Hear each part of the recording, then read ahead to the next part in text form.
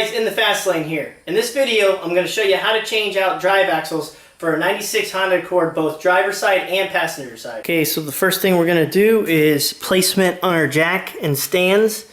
If you can see right here, that's where the jack goes on the main frame on this Honda Accord 96.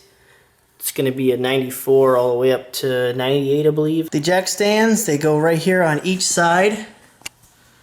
You can see they go right here, right where this bar is right here. And the same thing on the other side. As for back tires, you're going to want to put a board under the passenger and driver side back tire. Just wedge it up under there. Alright, so what we're going to need for this job, we're going to start off with the tools. We're going to need a big flathead screwdriver, 1/2 inch ratchet, and I got a 1/2 inch to 3/8 extension. You don't need that if you have a big 1/2 inch 17. I didn't have one, but you're going to need a 17 millimeter. Very possibly a smaller ratchet just for the tighter spots. A 36 millimeter socket for the axle bolt. And we're going to need 2 input and output transmission seals. Also, you're going to need 3 quarts of Honda MTF, manual transmission fluid, or depending on what you need, automatic transmission. Also, drive axles. I got 2 of them. They're tough ones. I got both of them for $115 at Advance Auto. So the first thing we're going to do is we're going to take off the lug nuts. Now in this case it's a special key, so it doesn't really have a size, but if you're going to use a size, most of them are 17 and 19 millimeter.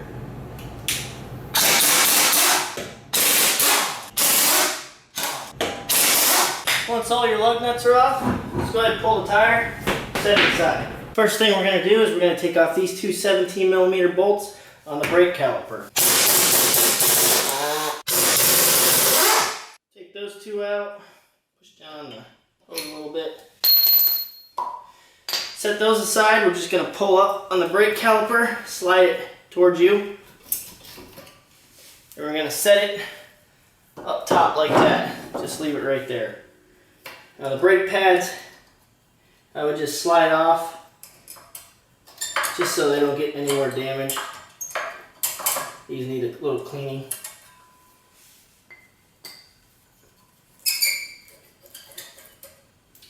And that's it for that. Now underneath here, there's a little pin that goes through a bolt.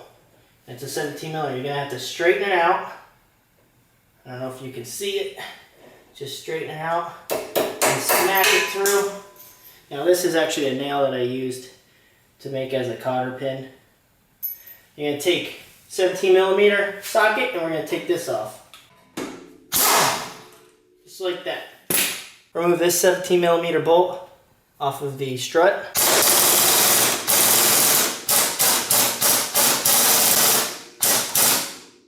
Now if it doesn't want to come off with an impact, you're going to have to use a wrench on the other side. The other side's also a 17 millimeter. A quick and easy solution to separate this bushing from the lower control arm is to slide a 1/2 inch extension in there, hammer it in, and then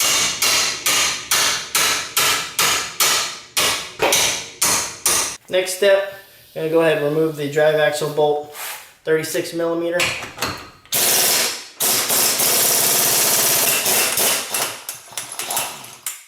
Once we got this loosened from the lower control arm, we got our drive axle bolt off. We can lift up, and we're going to want to separate it, so put that in there. And you're going to want to pull out of it the lower control arm, set it down like that, and pull it away from the drive axle. Now we're going to have to push down on this when we're coming out of the other boot. So we got that, that's all prepped up and ready to be pulled out of the transmission, but we're not going to pull it out yet until we drain the transmission first. So changing out the transmission fluid, we're going to drain it first. This is the passenger side. If you come down here and look right here, this is your drain bolt right here. You just put a 3/8 inch ratchet in there, no extension, nothing, just stick the ratchet right in there and break it loose, put a pan on there and drain it all out. Then tighten it up. This is the fill bolt right here, the bigger one. Looks like it's a 17 millimeter, very possibly. And you just run a hose from up top with a little funnel and pour in the manual transmission fluid until it flows back out of the top bolt on level ground. And that'll be the last step. Okay, so draining the transmission fluid, gonna stick a pan under there. Just gonna get a regular 3/8 ratchet. We're gonna put it under there. You're gonna stick the ratchet in there, just like that.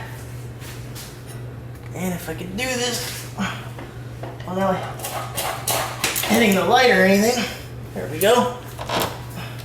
Now you're just gonna pull it out, line the pan up, and let it drain. Now I don't know how far this is gonna shoot, but see if we can get it all in there.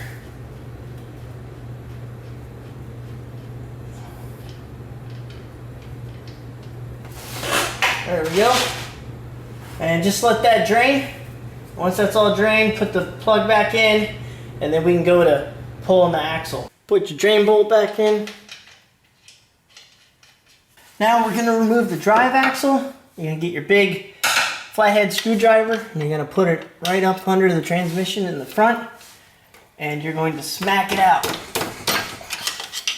And you're gonna keep on wedging it out until it pops. Make sure that you have enough room to where it can slide forward. Gonna keep doing this on each angle. It'll eventually pop out.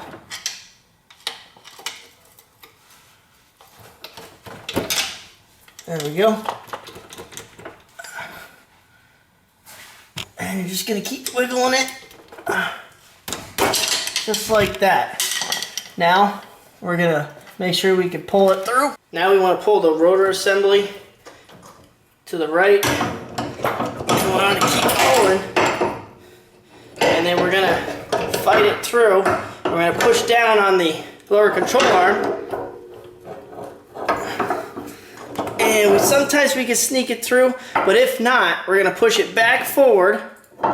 So you can see here, push it back in there, and you're gonna lift the arm a little bit and slide it underneath and let it drop out like that. So here's the problem we were having with this drive axle. If you can look down in there, see how it's all tore up, boots ripped up.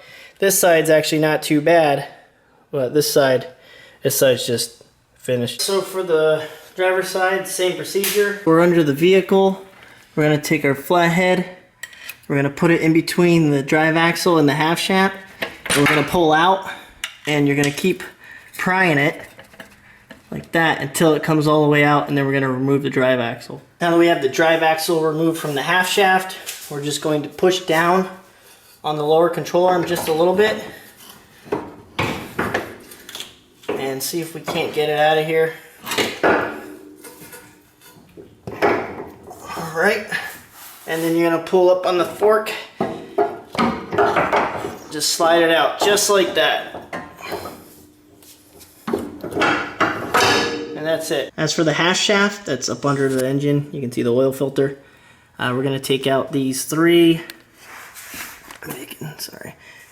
14 millimeter bolts right here. You can use a 9/16 also, they'll work. It's really tight, just like the 14 millimeter. Then all we're gonna do is come on down here, and as you can see, it's right in the transmission over there, and all we're gonna do is pull it straight out. As you can see down there, it's coming out of the transmission. So pretty much all I'm doing is just grabbing it, kind of wiggling a little bit, and that's it. Comes right out just like that. And that's the shaft that goes inside the transmission. Just set that aside. We're going to be changing out that seal right there also. This is how you remove the seal. You pretty much just stick a flathead in there and you pull out just like that. Now in order to put the new one in, All you do is get a socket the size of the seal, put it in there, and tap it in with a little mallet. And that's it. Alright, so here's the part numbers for the passenger side. We got 3459. They kind of changed up the seal a little bit. They actually made it with metal. If you look here, it's a lot different. See, this is what it looks like. I thought the same thing. I brought it back. I was like, man, this isn't even close, but it's the right one with the diameter where the drive axle goes in. Also, on the left side, your part number is going to be 710-315, and it's a national brand. So that's that. Okay, for the output seal on the passenger side transmission, just clean out the area where the seal's gonna go. And then you're gonna place the seal in there. And we're gonna smack it in a circle. Now it's probably gonna fall, maybe the first smack. Yep. But I'm gonna have to hold it and smack it. I can't really get it on camera too well. So you get the principle, hold it in there and just keep smacking it around in a circle until this lip right here goes flush with the transmission. And that's it. Same thing with the other side. The other one's just a rubber one. Just keep tapping it till it goes completely flush right there. And then that's it. After a few beatings, I got it in. I kind of just stuck it in the corner first, pushed it all the way in the corner, and then kind of smacked the other side. It's pretty hard. If you try to do it flat, it's gonna just kind of keep popping out. So just put one side in the corner and then kind of tap it on the other side until it starts hooking, and then just smack it and hold your finger on this side. As for the left driver's side, I just put it in there. I took the butt of a sledgehammer or hammer and kind of just smashed it in there, and just want to get it nice and flush like that. As for the drive axles, the one that goes on the half shaft is, I believe, a little bit shorter. Let me see. Actually, it's a little bit longer. It's just a hair longer. So you got to get the right one. You can't be using the same drive axle. So we got two different part numbers here, and I'm going to pull it out and find out which one is the driver's side.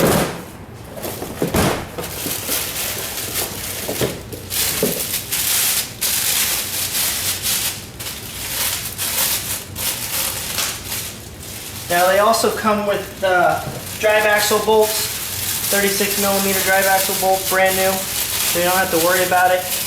These are not remanufactured, these are brand new ones. So here's this one, and we're gonna have a look. Man, these are tight, tight, tight. Wow.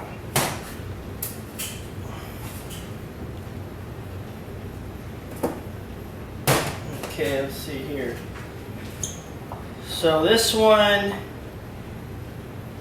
right here is just a little bit longer, so this is going to be the passenger side.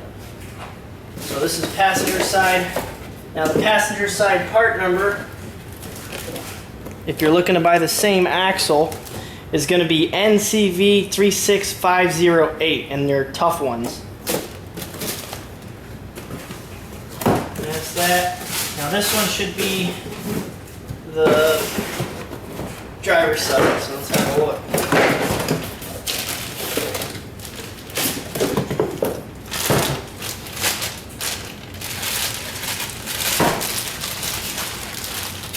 Alright, let's have a look here.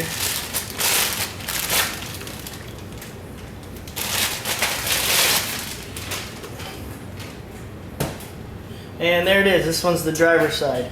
Lines up perfectly, same length. Now don't mix them up, because like I said, the one goes into the half shaft where the other one goes into the transmission. The part number for the driver's side with the Tough One brand is NCV 36512. So the first thing we're going to do is we're going to take off the nut, set that aside, take off the guard. Same thing with this side, take off the guard, and we're ready to install it. Obviously, this right here is for your anti-lock brake system. They usually all come with this nowadays, whether you have anti-lock brakes or not. So this is the side that goes towards the wheel. This is the side that goes towards the transmission. So the first thing we have to do is we have to put our half shaft back in. Okay, so we're getting ready to throw this half shaft in, and you want to slide it in the transmission like that. Make sure you got this bearing turned and just kind of wiggle it and turn it until it locks in. Now you have to get it right the first time.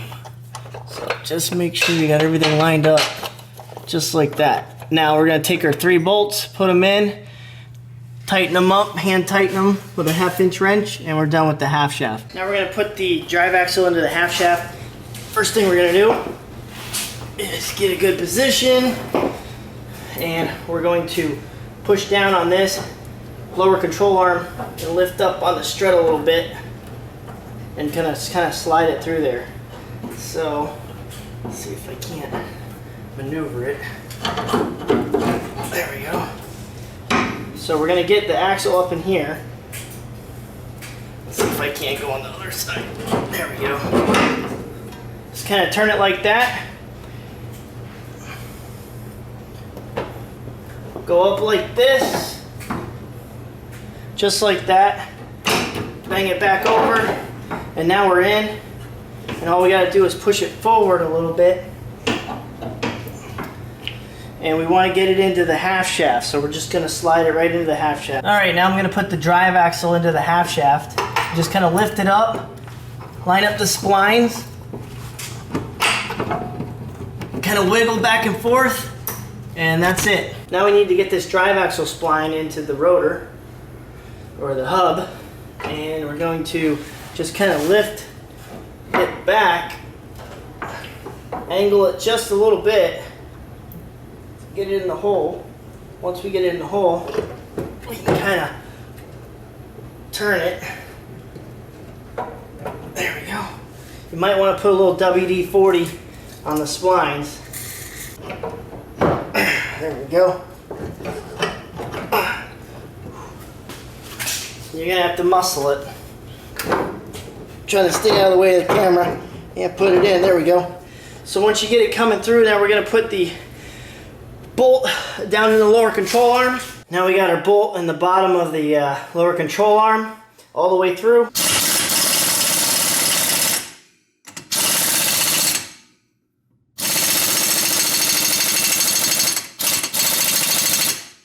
So now we got our bolt all the way tight. It's pulled our drive axle through the hub, and now we have a drive axle in there. Now we just got to put our 17mm bolt back on the lower control arm, hook up our calipers, and we're ready to go. Now all that's left is take your brake caliper, set that aside. We got to put our brake pads back in.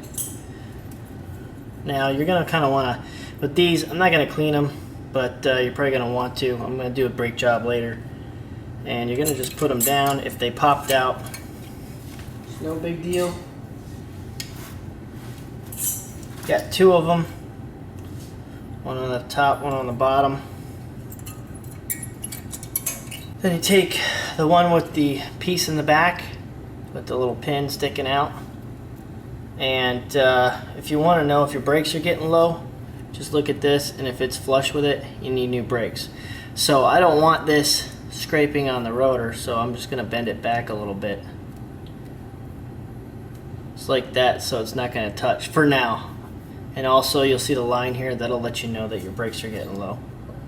So we just pretty much put it up in that one, just like that. We take our other one,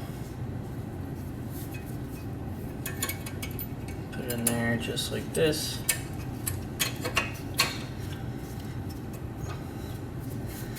And we take our rotor, we slide it over, make sure our little covers, bolt covers are lined up right here. Take your 2 bolts, and we're going to slide them in. You're going to put them all the way in like that, and we're going to tighten them all the way down, and then that's it. Now we can't forget the lower control arm and the fork, the strut bolted up to it. So we got to line this up. We're going to take our bolt, push down a little bit, just kind of line it up. Just make sure. There we we go. And then you just kind of wiggle it, tap it all the way in. Take the 17mm bolt and put it on the other side and just tighten it down.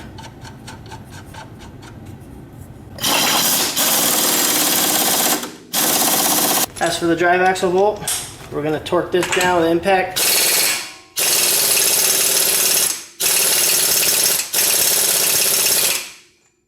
And once we've done that, we're going to turn it. And now right where the groove is on the bolt,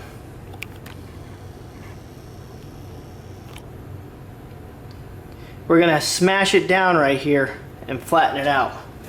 Now you can just take a hammer, just kind of dent it down, but what I like to do is I'll grab an extension,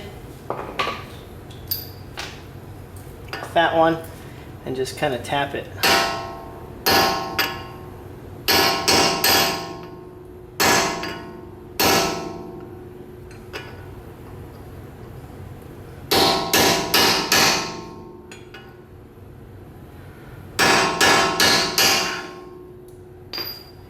You can even grab a flathead.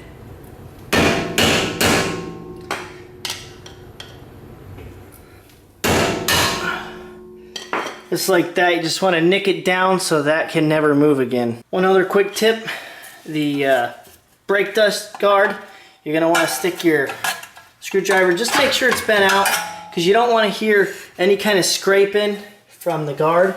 I've seen a lot of people, when they're working, they're pulling, and this dust shield right here starts rubbing up against the rotor. As for the passenger side, it's the same exact procedure, except for you're just putting the drive axle just directly into the transmission instead of the half shaft. Take a 17mm socket on a wrench, and we're going to crack this upper bolt loose here on the transmission, and this is the part where we feed the transmission fluid in there.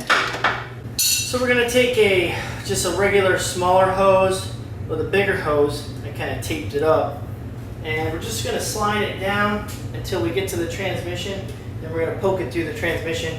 We're going to put a funnel on top, and then we'll be able to feed the transmission fluid in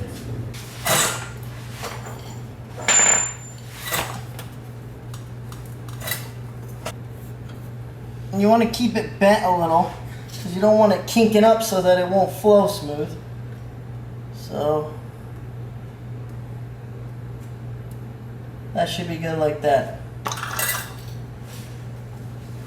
Now we're going to take our funnel and just put it in there like that. Make sure it's clean. We're going to take our 3 quarts.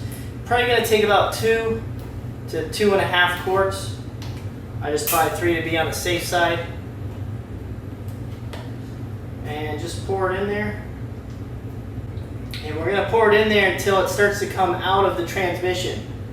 Now you're going to want to level this out, and you're going to want to have it on a level ground. I got it jacked up right now, but I'm getting some in there right now, and then I'll just see where it's at when I put the tires on. So we'll just make believe that this car is level on the ground on the tires while we're filling it up.